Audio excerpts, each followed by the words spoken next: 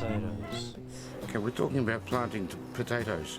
You'll notice they're all the same. These are a selection of some of the heritage seed that I have, the different types.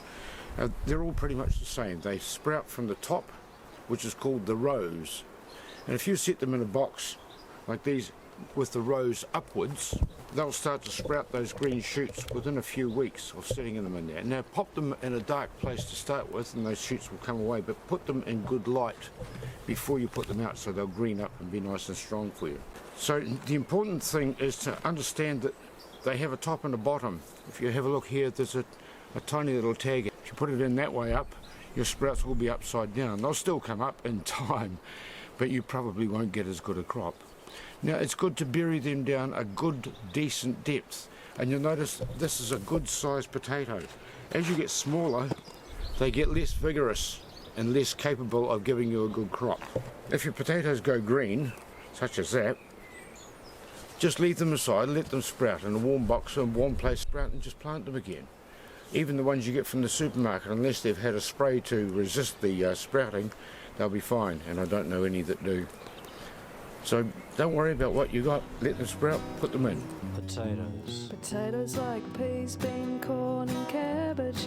Pumpkin don't like potato, but they like sweet corn. From way before you were born, you people were out there in the fields, learning the secrets of the land.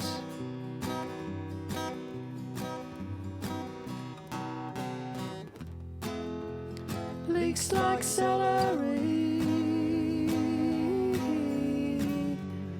sweets and turnips like peas. Well, it's summerless life, got the roots, some have got the leaves.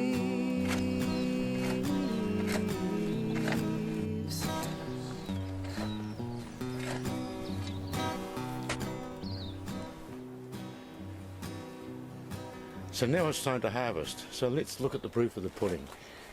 How did we go? Please notice how wonderful the soil is, how deep it is, and how open. Look at that.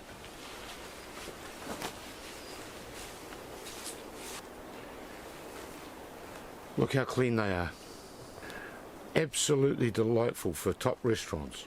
This is the 19th year in a row that I've grown this crop, potatoes followed by tomatoes followed by potatoes, without changing the soil, without a break in the crops, and the soil is healthier now than it ever has been.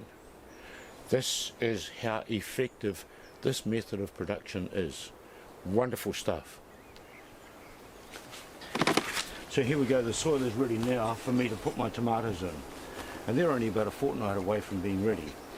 So what I'll do now is chop these up and put them right back into the soil. The thing about tomatoes and potatoes is that they're both narcissistic and cannibalistic. They like to eat their own variety. They're the nightshade variety, and they like to eat their own selves. So now I've got a green compost ready to go.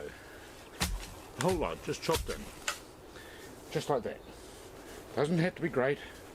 The soil will just reabsorb all of that within a few weeks, and you'll grow fantastic tomatoes on it.